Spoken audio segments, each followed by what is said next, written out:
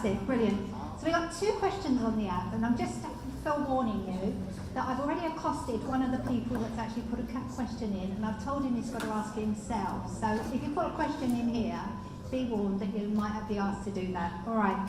So we're going to start our session here. It's the last one between you and drinks.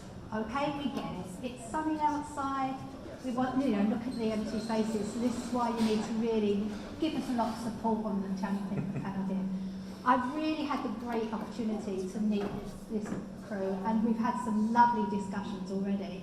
And I'm hoping that we'll bring this across to you so that they'll get the energy across. So I'm just going to say, first of all, who I am. I'm going to then ask everyone to introduce themselves, and then we're going to have some free-flow questions. Everyone all right with that? Real fantastic. Right, I have the privilege to be moderator. I'm not short of saying that. And more importantly, this is my first outing for the last couple of years. I haven't actually been able to attend these events. And I said to some of my friends who are over there who's giving me a lot of support, it's different. I feel different. I like the energy of being able to see someone and interact with them, rather than sitting and looking at someone on a Zoom call and wondering if they've fallen asleep. So I've had, basically, my background is actually steeped in payments. So I'm kind of like looking that way. I'll look generally, okay? I'm steeped in payments. I was Director of Product and Strategy at BACS, and during my time at BACS, I was conscious that payments world needs to be necessitated on trust. Now I bring that out because that was something that was actually said in the last session, if you were here. And trust, in my view, is actually in the different products and trust in the ecosystem. But trust is really hard won, but really easily eroded. We're talking about fraud today, and I will talk about what we're going to cover, but I was actually extremely conscious when I was at BACS that as our world becomes even more complex, we need to ensure the appropriate level of safeguards are maintained. I'm extremely passionate, as you'll probably gather, about protecting the interests of all users, particularly consumers. And I have the honour to be on the panel member of the Payment System Regulator, whereby I actually promote the consumer interests. I now need to actually put my rider on. I am not here with my PSR hat on. I am here as an independent. So I'm now going to introduce, or get the panels to introduce themselves and to really say what they want to get out today. So I'm going to start with Andreas. Hi everyone, I'm Andreas. I'm a senior payment analyst for the John Lewis Partnership. And I'm here to talk today about fraud, payment fraud, first-party fraud. Nice to meet you. Brilliant. Thank you. Hi everyone, I'm Karen Shing. I'm from Amazon Web Services, and my role is I'm the Global Financial Services Partnerships Program Lead. So what we do in AWS, as we call it, is how do we help our customers, specifically financial institutions for that matter, to do digital transformation on their payment applications, whether is it moving from on-prem, detecting fraud, financial crimes, and KYC, how you digitalize that. So we help a lot on that, and my role is to make sure that our customers are up to their mostly on go-to-market, and their transformation are fully supported by AWS. Hi everyone, I'm Grant Chipway and I'm the Global Fraud Manager for River Island. And essentially what we try and do is obviously enable the genuine paying customers to transact and try and prevent the fraudulent customers getting through. So if we see any well-dressed fraudsters, we try and deal with those.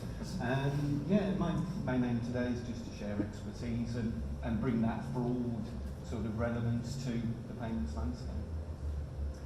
I'm Jonathan Williams. I'm with the Payment Systems Regulator, so PSR that Anne Piscalon mentioned earlier on.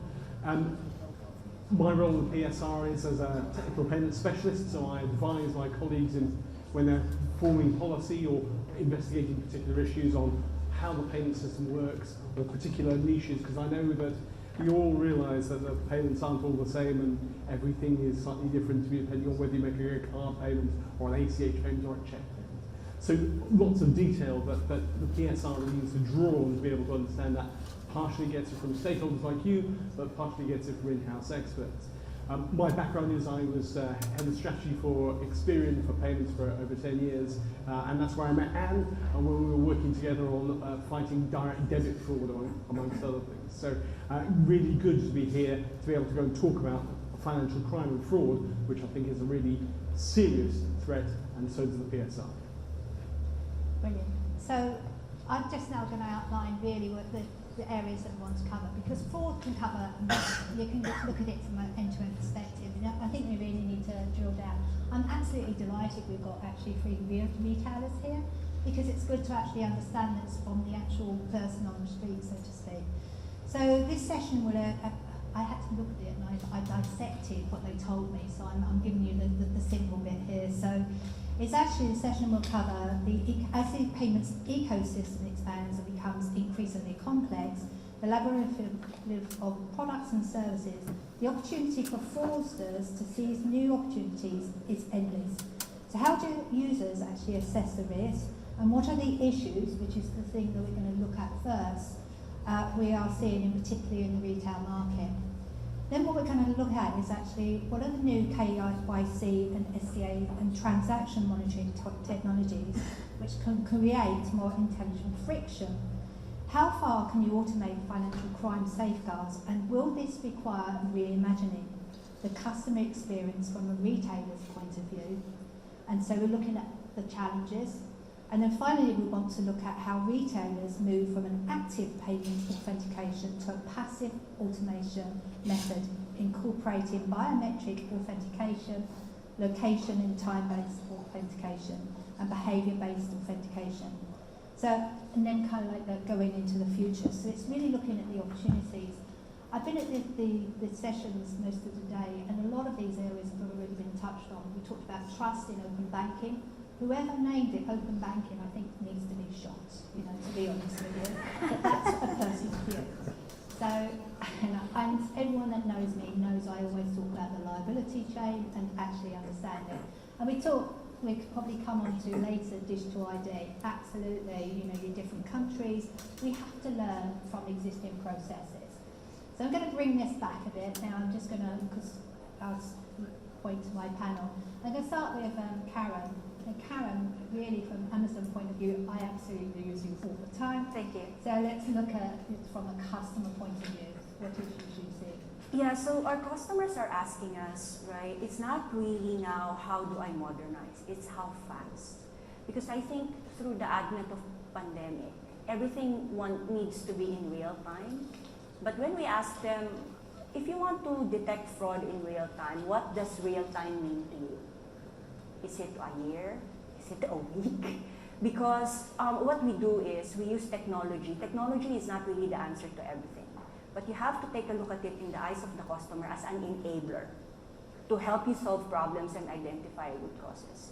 So in the eyes of the customer, we all, the questions that they ask us is data security, because we're in the public cloud business. How do we do that?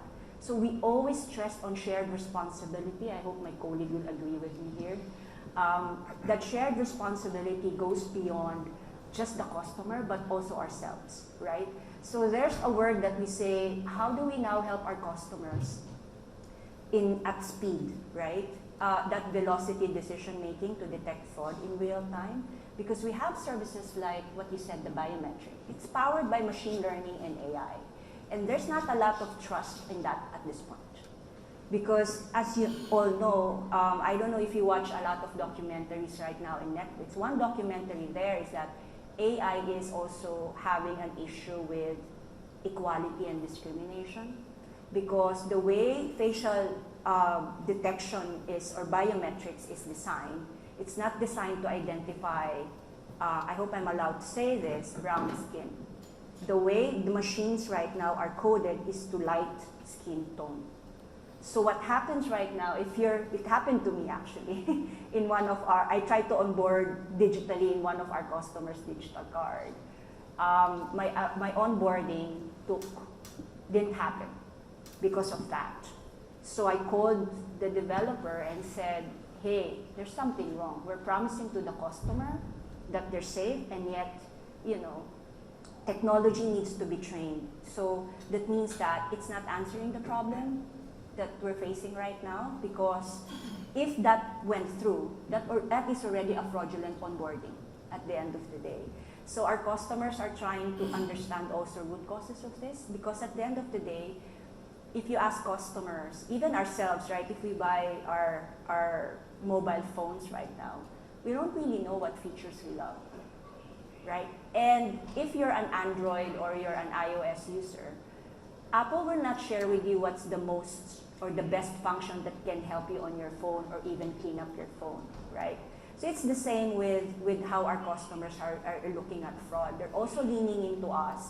That's why we have industry specialists that would help them to understand what fraud really means to them and what part of that if they want to serve. Because they say, how do you eat an elephant? You eat it one chunk at a time, right?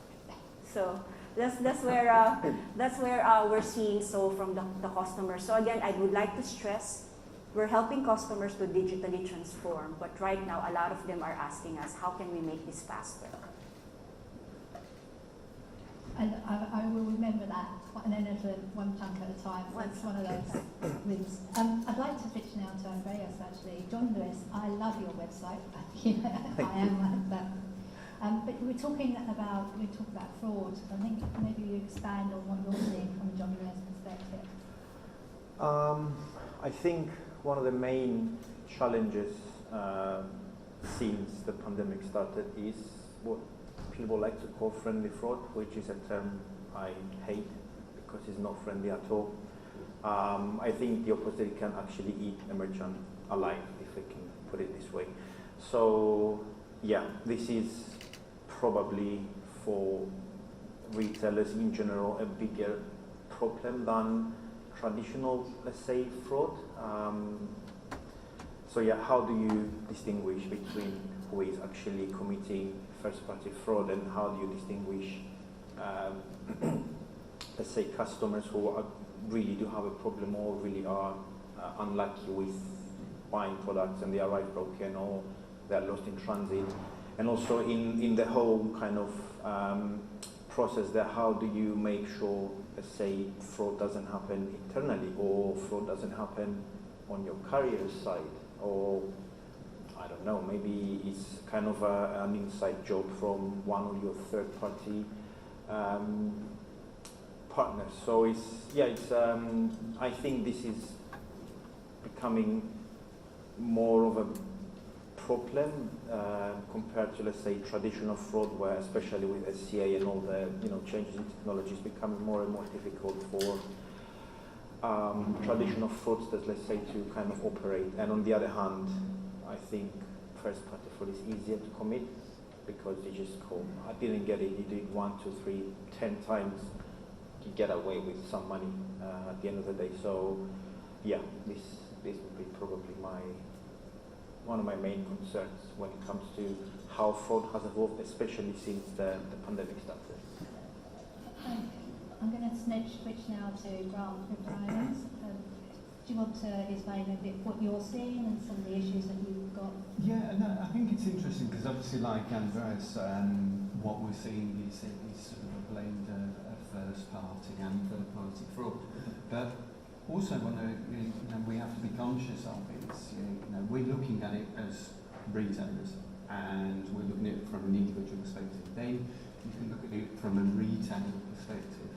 But actually, fraud is just so much bigger at the moment, and 40% of all crime now is fraud, and that's a staggering statistic when you think about it. Now, if we say 40% of all crime was muggings, we know the crime figures, there will be a huge outcry, and yet, in a way, fraud is almost seen as an acceptable crime.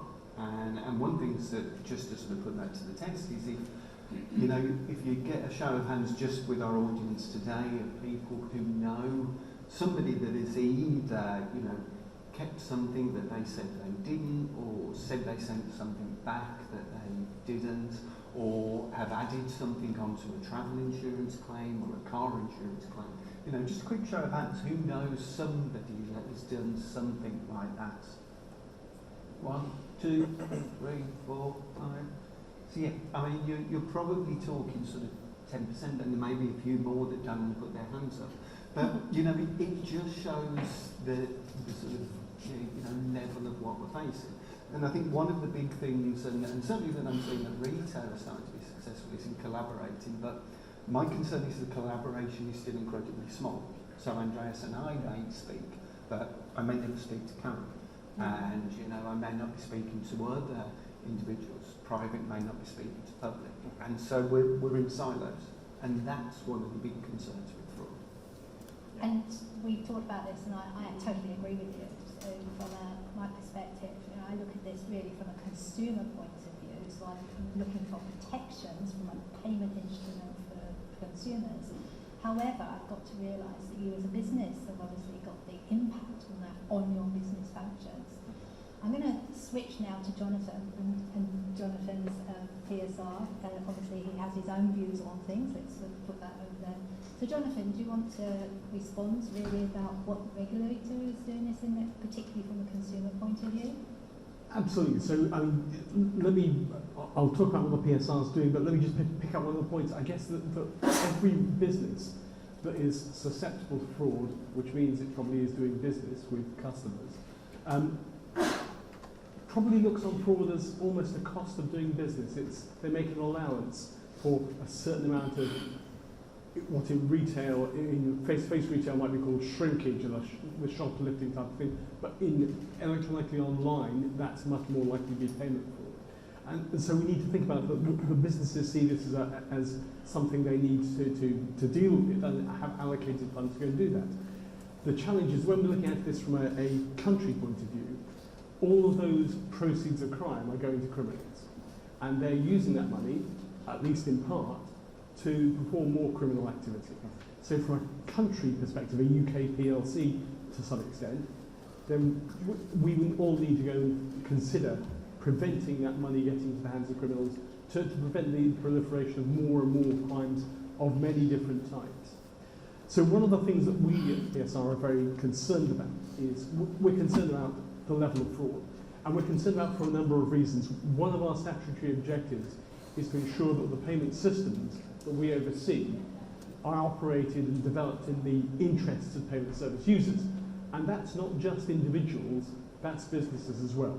So we need to make sure that the payment systems provide good system backup to ensure that the exception cases where a fraudster is attempting to make a payment on behalf of a customer using their card details, where they're trying to persuade somebody to make a payment to an account which is in their control, not who the customer thinks they're trying to pay.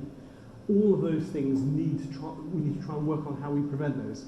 And customer protections is one of the things we are specifically looking at in this next year. It's in our current annual plan. Do feel free to go and read that. But for me, when we're looking at fraud, there are two key parts of this. When you're trying to detect fraud in a particular payment, bear in mind payments are transfers of value that you make to a specific person. But they're more than that. They're transfers of value which actually have a purpose. And if you, as the customer who's paying, have a different purpose from the fraudster who wants to collect the money and move its way through a series of money wheel accounts and use it to invest in some other shady dealings, that's a mismatch in terms of the purposes for which that payment is made. So trying to detect fraud is trying to do two things. It's trying to ensure that, firstly, the parties are who they claim to be. The payer and the payee really are the people you think they are. The second thing is ensuring that the data associated with that transaction is correct. So it hasn't been manipulated, for example. It's not going to a different account. It's not going to for a different amount, maybe even a different day or with a different reference number.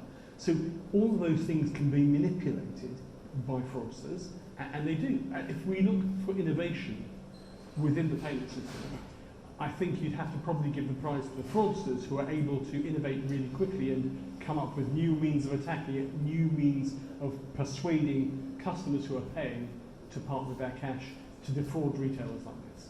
And that's the thing that we all need to work together to go and do.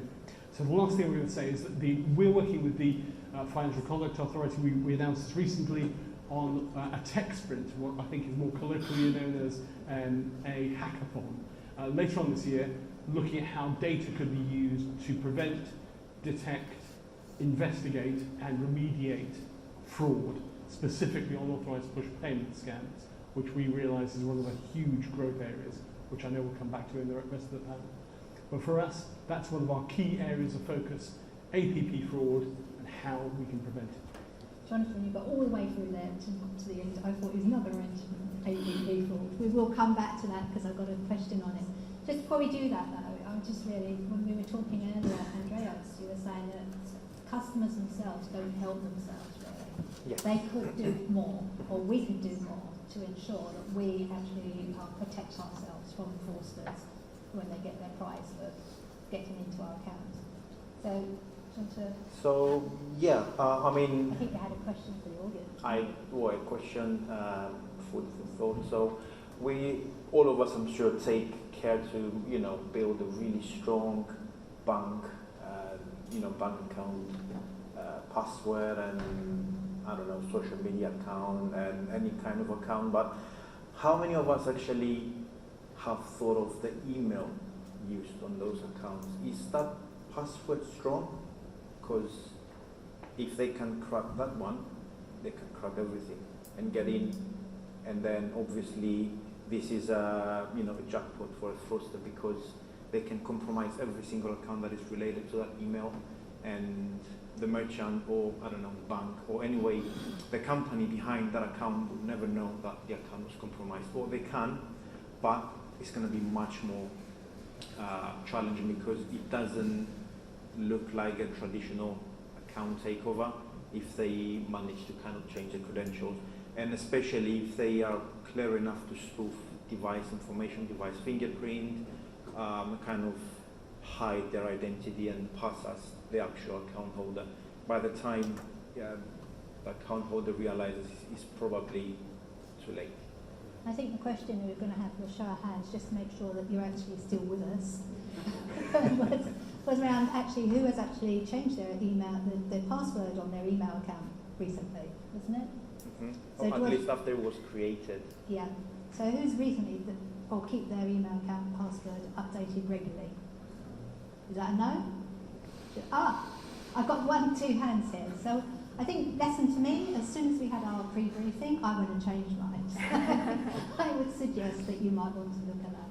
Yeah. Karen, do you want to say anything? Yeah, because we're talking about fraud, but for me, from the eyes of the customer, because we call, in Amazon, our culture are quite strong in these principles. And one of the first principles that we have is be customer obsessed, right? All of these things that digitally enhancing what is being provided from you by my 2 colleagues here, as they service goods to you, how they protect you, is more for seamless customer experience, right? That omni-channel right now, because we need to get used to how we get that information, because before, you need to buy a series of atlases and encyclopedias to get the information you like. Now you just type one word in Google and it gives you like 100,000 returns. And when you click on images, it gives you all the root causes of images associated to just one word. So this is all for the purpose of getting that experience be seamless for you. So I think my ask for customers right now, especially for myself as a consumer, don't fault your bank if they're saying, is this transaction fraudulent, or they're asking you to authorize it. Because it is for your own protection. It's not there to annoy you, right? Remember, it's not, although it's annoying sometimes because it keeps on popping or blocking your transactions, because that means that they already spotted something ahead of time that's creating a pattern and your account can be compromised. We don't want that mistake. For example, if I can cite, the BA mistake that hundreds and thousands of credit cards have been compromised because it was too late, right? So again, that Anne was saying earlier, that passive transformation is equal to a proactive action from a customer perspective, right? So think of it that way, that we always get your feedback on how we can improve services, and this is where you can bank on technology. It's not just because I work for Amazon Web Services, it's because we're also looking on how seamless that from the point that you order and from the fulfillment side of things, right? So we want that to be safe for you. So don't get annoyed if you get those reminders, because that's for your own protection, right? And to make sure that experience is really up to the promise of what they're asking, they're giving you.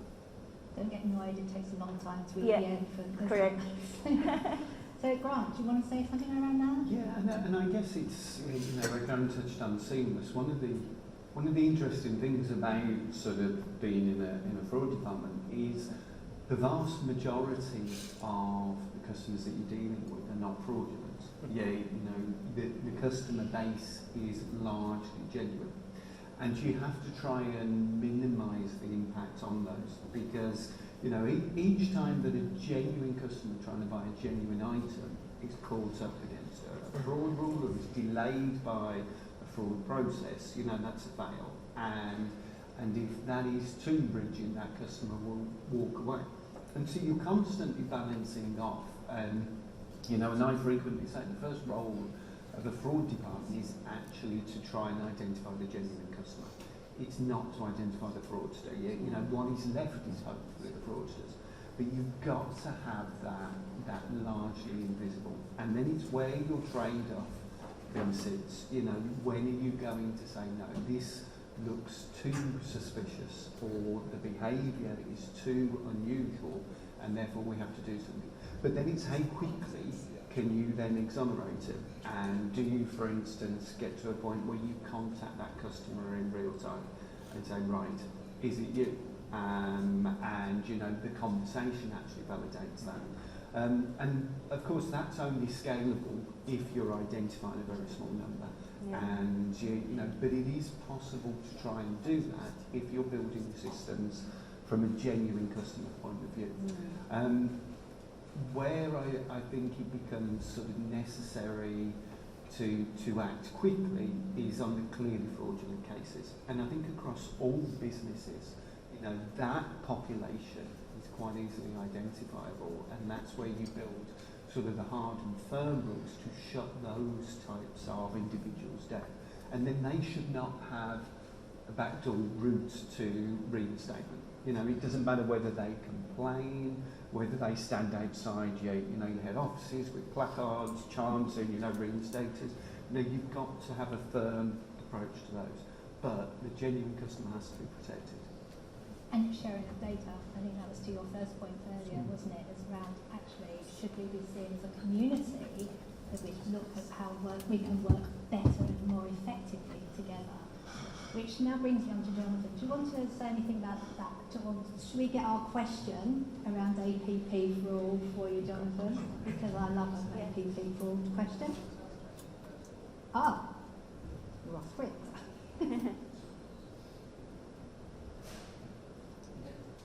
Hello? Yeah. Right, so I suppose my question is just generally to the panel. So with new payment initiatives coming forward, things like variable recurring payments, which obviously merchants will sort of be in line for that as and when they come. People are making more payments via open banking, so NatWest and the likes of the Pay It. Are you concerned that that's going to open up new fraudulent corridors for the fraudsters? And if so, how will you kind of manage the additional fraud and on the back of the new payment initiatives that are coming out? Yeah, I was going to take that. You go, Jonathan, no, go on. So you're absolutely right. Every new extent of the sort of payment methods that we've got that sort of include extending the envelope of different payment types we've got will mean that there are more attacks and there are more different ways that fraudsters will try and take advantage of this. Obviously, the key thing for the industry to do is to try and anticipate what the fraudsters are going to do and try and head them off before they do it.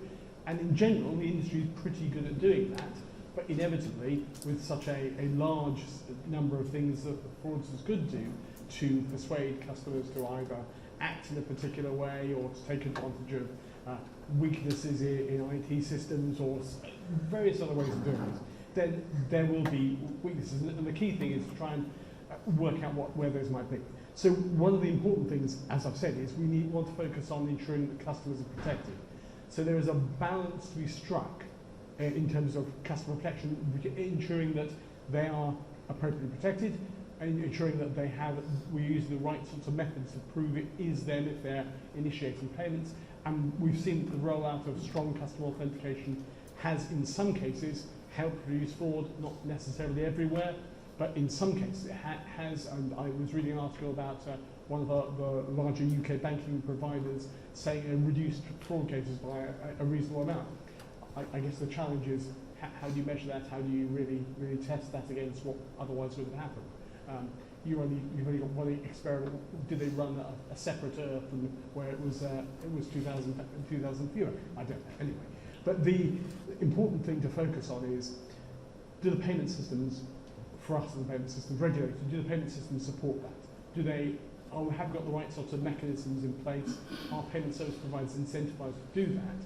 And for our colleagues in the Financial Conduct Authority, are those payment service providers' processes acting in the interests of their customers?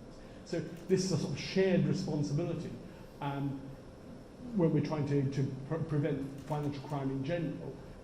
Payment system regulator focusing on the inter-payment service provider bit, and the payment and the Financial Conduct Authority thinking about the payment service providers. So there's a lot of work going on to try and anticipate these sorts of things. Now, with open banking, at the moment we've created this wonderful thing, there is a question around how that can be more widely used. And payment systems regulator, we want customers to have choice in how they pay.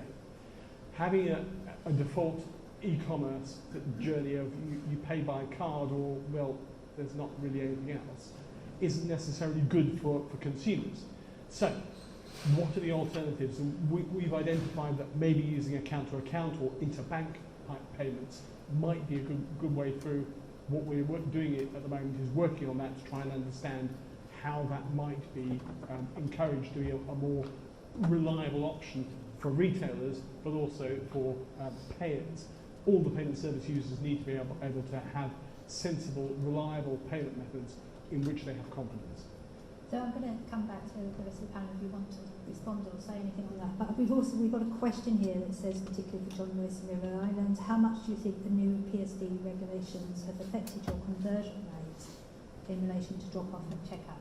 So this is all about, we talk about friction, this is around actually, does anyone want to take that? So just taking the original question, I think one of the concerns always is that where there is a push for customers to use a new payment methodology, then what you will see is the business quickly mobilise to accept it. So the customer wants to pay with this, right, we must accept it, and we must accept it fast. And what happens is your sales teams and everything, and your payments teams will quickly have those conversations and saying, right, we're going live. And quite often, it's like, has anyone spoke to the fraud team? And what we'll do is we'll get a memo saying, look, we're going live with this new payment method. And it's like, brilliant, when are we going live? Oh, on Monday. And it's like, okay, and how are we going to detect the fraudulent case? Oh, well, we just know that, 10% of customers want it. And we're like, yeah, but what percentage don't? And that's always the thing. And what worries me at the moment in the landscape is payment methods are evolving weekly. There are new things launching, and companies have to be nimble enough to take as many as they can and to understand them. But fraud teams have got to start being present much earlier in the conversation, because once they are live, the fraudsters are already working out how to take advantage. And if the fraud prevention teams aren't also at the races at exactly the same point, then what will happen is they will be the most vulnerable payment methods, which means everyone will pile on, and therefore you're going to suffer a greater loss whilst you're playing catch up. Do you want to say anything there or anything about the PSD question? Yeah, so I think with the there's so much regulation on payments right now. I can't even memorize all of them. Yeah, because for me, we're looking always at it on the lens of the customer, right? I agree with your point, right? When you build something, build with purpose. And no matter how much we love to hate our risk and compliance team, they are the best people to stress test whatever you're building. because they have this set of experiences already, or set of rules that can really say, how are we protecting our customers at the end of the day? So in AWS, I like the idea of what you said earlier about hackathons, giving that experience, because we provide that to our customers, right? Now that you're trying to digitalize your payments in different avenues, how does it look like for you now? And then we put in the regulatory aspect of it. Now it's live there. This is how it looks like. This is how the customer would take it. Because, you know, as I said, the customers want it fast and they want it now, right? They don't want to be onboarded in, 10 days, right? When you order, that's why you have Amazon. This is not plugging. You have Amazon Prime. You pay a lot of money for that to get it like even in 6 hours when you set a certain limit in Amazon Fresh, right? Because you guys requested it. So at the end of the day, we have to make sure that those transactions or whatever technology we build, we pull in the right people in the room. So if you guys are afraid of open banking, open finance, throw it out there. What I'm trying to say is, we know the root cause, we're just avoiding it, right? So build with technology with purpose. Involve the people who have experience on this, because one problem can escalate to a lot of things. Before we even launched it, the fraudsters already know how to crack it. That's how sophisticated these people are right now. And believe it or not, they've been there since I began my banking career in the 90s. It's the same group. They've become a big enterprise right now. So it's just that, again, you know, we're not really good in being proactive about it. And the things that we're building right now are sometimes selfish. It's not really for the greater good of the consumer at the end of the day. So if we are an enterprise, is it for profit or for the gain of our consumers who somehow brings us the profit? So think of it that way, because that's when technology and transformation really marries together well. So that's how I would take a look at it. Andreas, do you want to come in on any of that, or do you want? Shall I give you another question? Because I've got one here. Oh yeah, I can take the PSD one. I mean, unfortunately, I don't have any visibility on conversion, how that affected trade is not within my remit. But what I'll say is, personally, I observed what was expected. Fraudsters trying to exploit one-leg out transactions, exploit motor channels. So yeah, I think it's a key kind of part of the whole like fraud prevention strategy to, let's say, monitor those channels that are, let's say, vulnerable to fraudsters exploiting PSD2 vulnerabilities and plugging, let's say, the loopholes before they become a problem. So yeah, and from a personal experience since PSD2, I haven't seen any problems. I mean, I've never thought, forget this, it's too much. It's maybe because I'm quite tech savvy and I know how it works. Maybe that's the reason. Yeah, from the fraud perspective, we see what we expect them to do. I guess what you're saying actually, with PSD2, you haven't actually seen a change to that customer journey. That's the fact that happens. I don't have visibility into that. It's not within my remit. It's something separate to. Okay, quick question, because this is one that's Jonathan, I know you're going to go. But quick question here: the contactless limit when it went up to £100, did you across the retailers here? Did you see an increase in fraud? Not as a result of the contactless. No. Good. Right, Jonathan, go. Just to come back on the PSD2 question on the conversion rates. So I think one of the challenges is looking at the statistics, because if strong customer authentication when it came in was really successful, what we'd see is the fraudsters trying again and again and being declined again and again, which would of course push down the conversion rates, because they'd be trying quite frequently to use different payment methods. So in some cases, when transactions decline, that's for very good reasons. The reason is it's fraud. And therefore it's very difficult to go and directly interpret conversion rates or any of the other statistics because we can't compare with what would happen if we hadn't done SEO. Yeah. Okay, let's go to my favourite subject, APP frauds. So you had a question, didn't you? Sorry, you've still got the mic. I did. So, yeah, obviously APP fraud is growing within the UK. I think it's on target to be over £1 billion in the UK this year, 71% year on year. And obviously with the introduction of SEPA Instant within the EU, money is moving so much quicker. Do you think the regulatory bodies of across Europe and within us, the PSR, need to be doing more working collaboratively together with things like cross-border confirmation of payee to tackle APP fraud? So, very good point and a very, very good question. I'll talk about the statistics in a minute, but the confirmation of payee, if anyone in the room isn't familiar with it, is a service that the payment systems regulator pushed forward as part of one of our specific directions on payment service providers, which confirms that you are sending the right person. It confirms the name matches the name you think you're paying. And that helps give you confidence that you're actually paying the right one. You haven't typed in the wrong account number, or somebody's duped you into paying an account which is incorrect. And in many cases, that can actually do a significant amount of reduction of fraud. It goes back to actually some work that Anna and I were involved with when I launched back in 2007 a product back at Experian to do something very, very similar. The challenge is that with confirmation of pay, that's a bank service. What we need to be able to do is to make that available to banks abroad paying into the UK. Now, in some cases, that may be available to them via correspondent banking channels or not. The challenge is that we've not got a consistent community that's looking at doing this. I mean, I think the confirmation of pay cross-border is one of those things which we definitely need to look at. We need to look at the propensity for, because one of the things that I do remember is back when we moved to SEPA, I was certainly told that the number of cross-border within the EU direct debits using euros had the fraud rate had gone up quite considerably when the migration happened back in 2013.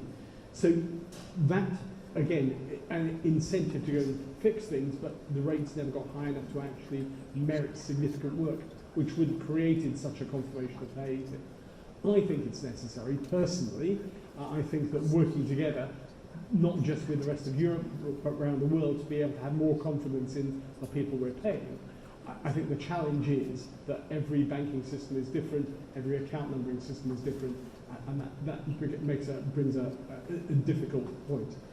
The challenge is that with the statistics, I'll come to my second point, is that trying to understand what they mean. So when we talk about the APP, the authorised push payment fraud statistics, they're captured from banks. So if you're a consumer, you're likely to be recompensed when you make a claim that you've been defrauded, then that's fine. You come into the statistics, you report it to your bank, and they go into the statistics. If you're a business, however, and you're susceptible to director fraud or supplier, accounts payable type of fraud, invoice fraud, one of those types of frauds, then are you going to report to your bank that you've been defrauded on the grounds that your bank, you may want to go to that bank at some point to go and lend you some money? I'm not sure that you necessarily would, and there may be some other incentives why you might not. So I think one of the things we have good statistics for is individuals. I think we have poor statistics on how APP fraud affects businesses. And that's one of the areas that I think will really help if we understood it. If we understood how big it was, we'd be able to go and allocate the right resources to go and tackle it.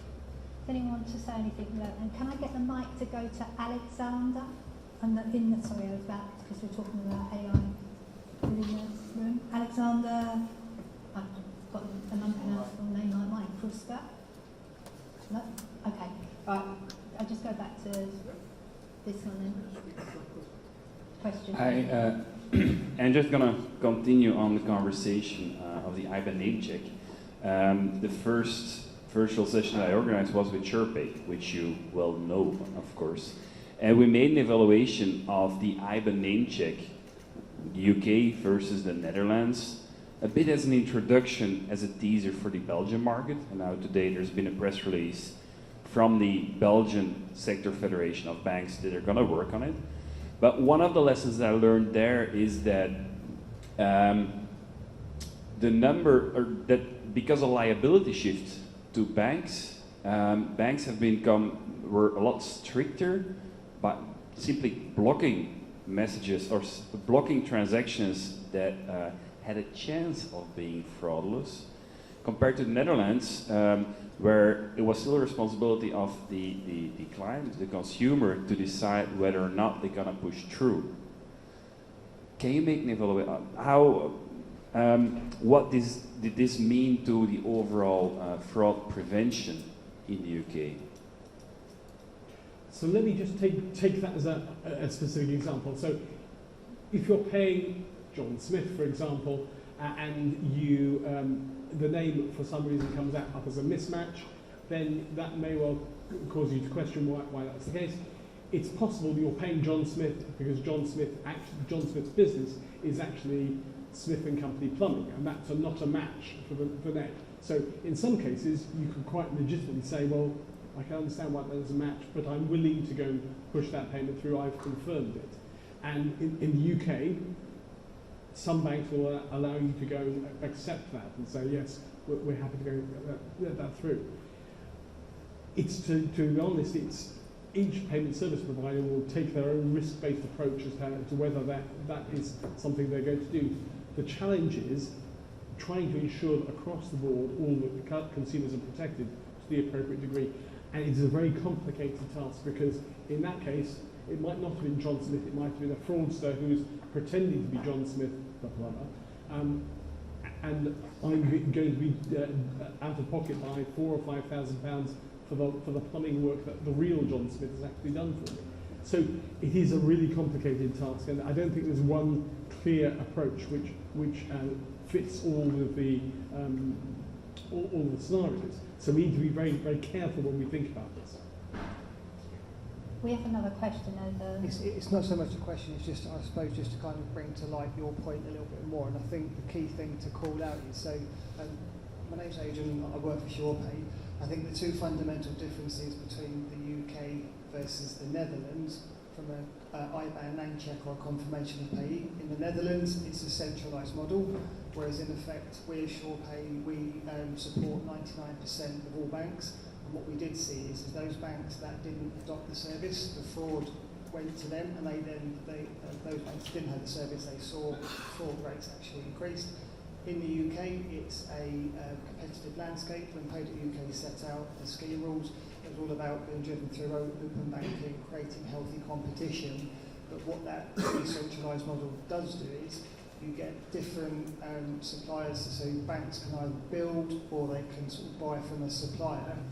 But what that does do is it breeds inconsistencies in the type of experience that the consumers will get, because they will get different match rates, different match responses, and so there's a lot more factors in the quality of the matching and whether or not the fraud goes through or not. Okay, does anyone want to say anything on that? Just to come back on that, so not wearing my payment systems regulator hat, but back when I was at Experian, when we were developing the bank was an absolute product, one of the key things was to ensure that we had good data coverage, but also to ensure that we had good algorithms for the matching side, so that we could confirm or not, and businesses could take the decision themselves right within their business systems before it got to the bank. So the challenge is ensuring that the decision was taken at a sensible place. We, in fact, back at Experian, used to use that product ourselves when we get suppliers being onboarded or change of bank details. So we'd be able to go and confirm that, which is useful. Okay, I'd like to bring in digital ID. I heard on the last panel we were talking about what's happening. Yeah. Do you want to just explain, just briefly, what we're talking about there? Told you I'd pick on people. Yeah, in Sweden we have something called bank ID, and basically with my bank ID I can go into anything. So I can see letters from the government. I can go in my bank accounts. I can go in Klarna, I can do anything. You're familiar with this. And my question was, do you think this, in the UK, you will have a bank ID one day? Because that will solve all your problems of not knowing your customer, because everything's in there, you know, they know everything about me. And I like it. I just press a few buttons and, you know, I can get into everything. You know. ePay I could use and everything. So does anyone want to respond to that? I think what's interesting, the point was made in one of the former panels, that you will almost split, if you think from a customer's perspective, you will split into two groups. And my view will be to make things as seamless as possible. And if I could have a single ID that identifies me, and I can shop with that, I can interact with government services with that, I can go online, I can go physical store, I can get offers, promos and things to me, all from one thing, I'd be absolutely, I'll be in. Now my mum, if you even suggest that you want her postcode at the till, why do you need that? And she will absolutely just walk out of the store because you said, oh, can we email you the receipt? No, we can't. And she wants an anonymised shopping experience, and will want that throughout. She will write X directory on the form when they ask for a phone number. So what you're going to get are two completely different types of customer, and they will be very, very entrenched in that view. And the danger with a digital ID is, are you going to say that, if you are resistant to that, you therefore can't access certain things? Because that's where it will become problematic. And also, you will then turn it into a bit of a crusade where individuals will go, well, no, you can't make this mandatory. So I suspect what you will find is it will never become an absolute, but that two different types of individual will naturally go two different ways. And from individuals, you also have institutions, because you have the old societies here. When you go to the countryside, who the segment still uses passbooks, right? They wouldn't transact in anything that's electronic. So I think it's good if I agree with you, targeting a particular segment. Because for myself, I'm a traditional banker. I came from the industry. I just shifted to a digital bank, but not 100%. I still have my traditional bank. So there's a certain segment that you're addressing. So for example, you have a particular, I'll take the example of Monzo, right? You have a Monzo and then you have a traditional NatWest account. You wouldn't get a mortgage from Monzo, but you will get it from NatWest, right? So probably that bank ID can go to that Monzo bit, and then the traditional one still kept. So the business of financial services, you've mentioned it already, is earning trust. And that trust has been there since, I think, Rome was built. When we started transacting and bartering goods, and then capitalism came. But at the end of the day is what you're doing right now. You have to think, I'm always looking at the lens of the customer. If it's giving you the satisfaction, right, to use a digital ID or a digital bank card versus that of paper, then I think our institutions would go for that. Right? It's not like this is what you need to do, this is what I'm instructing you, because you need to also train the people behind this machine. So it's not like technology will teach you automatically. Because some of the people you have to think in these institutions have been there for 25 years. 25 years, during that time, we don't even have internet, right?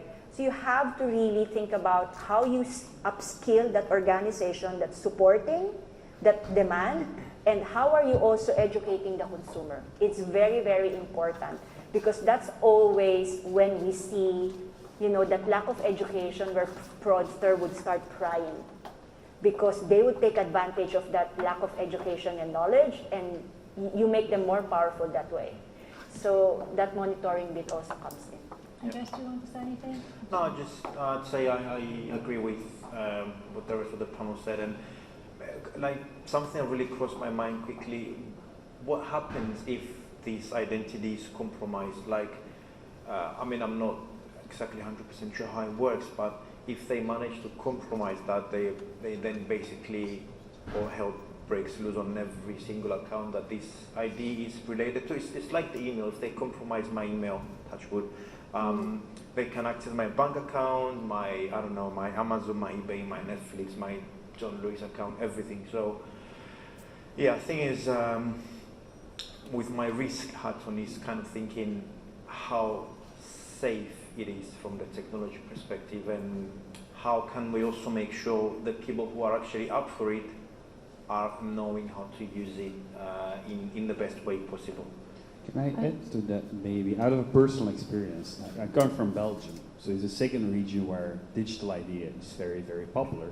But of course, it also comes with the basics that every consumer has a mandatory electronic ID already, a card with a chip.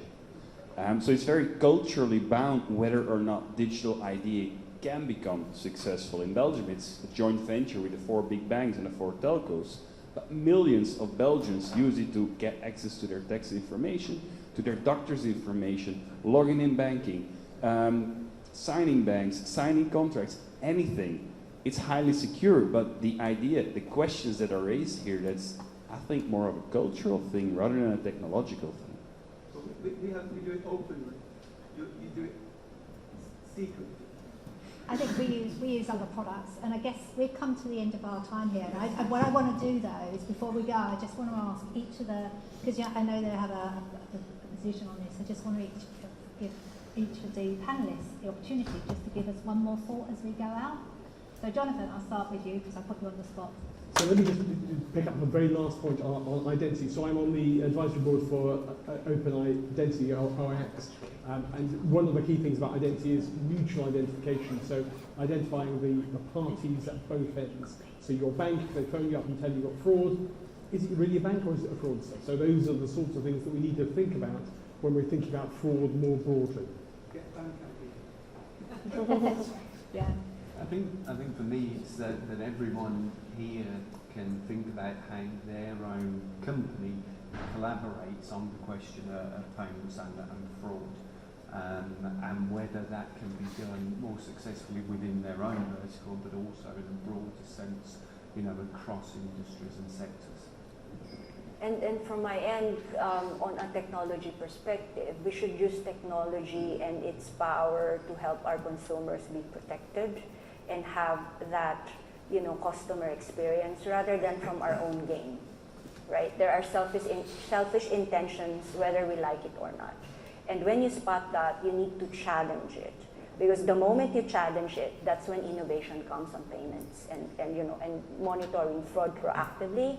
I think that's the most important thing. Don't build something that is reactive. Build something that is proactive. We didn't even touch on, we had questions here about AI, so we could have had a whole session on that as well. But so Andreas.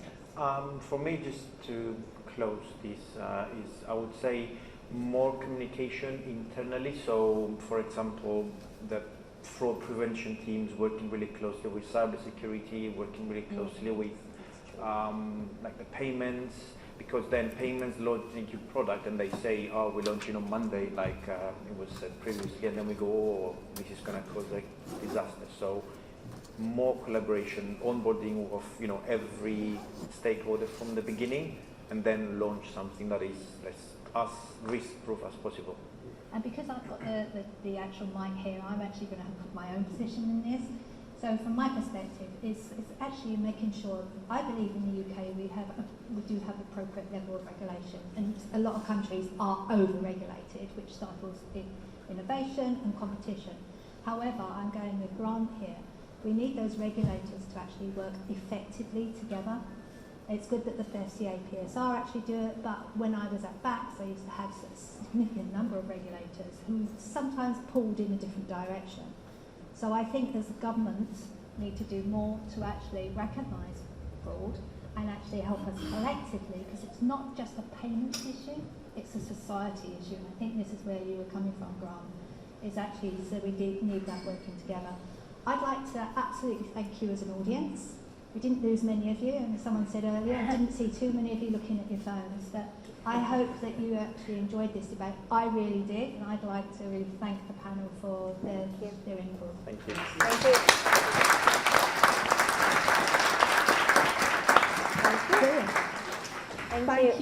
much to you all. It's been a fantastic day, hasn't it? I think we've all done lots of networking and learned lots. Before you disappear, can we have a photo of you, actually? Thank you.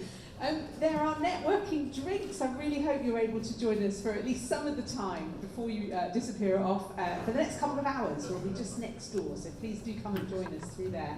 But thank you so much. It's been a real treat to be able to play host to you today and see everybody actually physically for a change. It's wonderful. Thank you.